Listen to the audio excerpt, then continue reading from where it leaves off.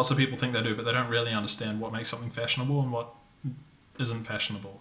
It's similar in a sense to wine, where the more expensive wine always tastes better at the wine tastings, but blind tastings will show that people have got no idea what they're talking about when they're tasting the wine. So there's some obvious questions that we need to address with fashion. Is fashion important? Is the most obvious question.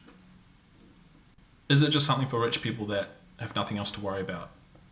And the answer is, of course, no. Fashion, it's not for the rich. It's for people that have spent time thinking about what they're wearing with regards to other factors, not just how the item looks on them. Should you worry about fashion? Yes. There's two main reasons why you should worry about fashion. Number one, the first impressions that other people have of you are going to be formed by the items that you're wearing.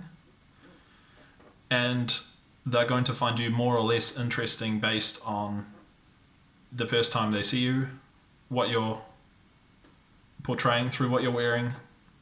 And the other reason is because over time people will associate ideas with you based on your taste in fashion. For example, if you are organized in your fashion, people are automatically going to link in their head that you must be organized in other aspects of your life. Maybe your house is tidy. Maybe you're organized in your routines. But more importantly, maybe you're organized in your thoughts. There are several questions that you should be asking when you're deciding on what you should wear. Number one, what you're wearing, how does that represent something about you? Not to you, but to the people that see you for the first time. That's a very important distinction. It doesn't matter if it means anything to you or not. It's about what it means to the other people that are going to be seeing you in it. For example, you've got this necklace that you've loved for years. It's got some deep sentimental value to you. It doesn't matter if that's got sentimental value to you at all from a fashion perspective. It's about, is it going to make the people that see that necklace, are they going to think, hey, this necklace must mean something to this person. Maybe it's got feathers on it or something that looks symbolic.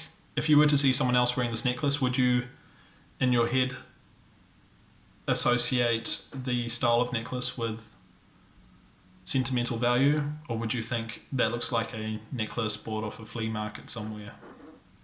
Cheap, doesn't match the rest of their clothes. So when they see you wearing this necklace, what is it that you're wanting them to think? Do you want them to think, wow, this necklace looks like a really nice alternative to the modern necklaces that people buy. This necklace looks like it's got a story to it. Maybe this necklace fits in really well with the rest of your outfit. And wearing a watch, the same thing goes.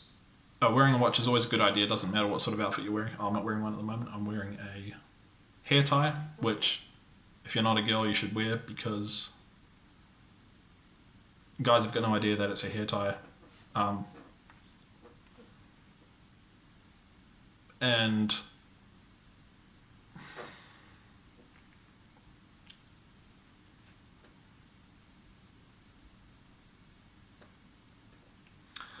it shows a certain amount of confidence to be able to wear something that's traditionally feminine, but could be worn by a masculine person if they have a sort of bliss ignorance about them and they just care about how good they look.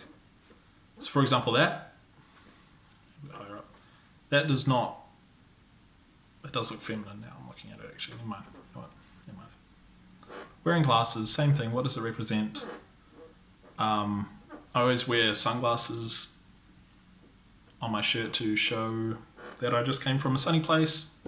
People are probably going to associate that in their minds when they see the sunglasses. Doesn't matter if I came from a sunny place or not. They're going to associate me with being a sunny person. A chain. First off, why would you wear a chain? Like, I'm talking like a rapper chain, that just big clunky chain. What does it represent? What does it show you about that person that's wearing it? Of course, you can wear like a thin silvery chain, something like this. That's great. Anyone can wear that. It's a much better choice. It's going to fit in with most outfits. There's nothing really questionable about wearing a chain like that, ever.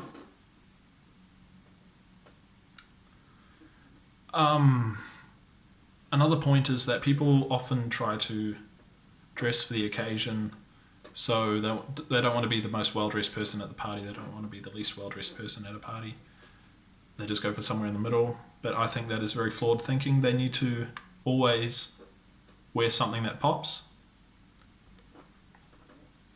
Because if people see you wearing something that pops, and the next day you're wearing something that doesn't pop, they'll think that the first time might just be a fluke. But if you wear something that pops all the time, then people are going to associate with someone that always wears something that pops. It doesn't matter if you're the most well-dressed person at a party, the most overdressed person. Maybe you just like dressing well.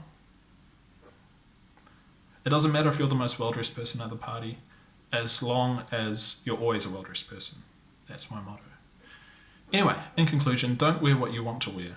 Wear what you want to see other people wearing when you first meet them.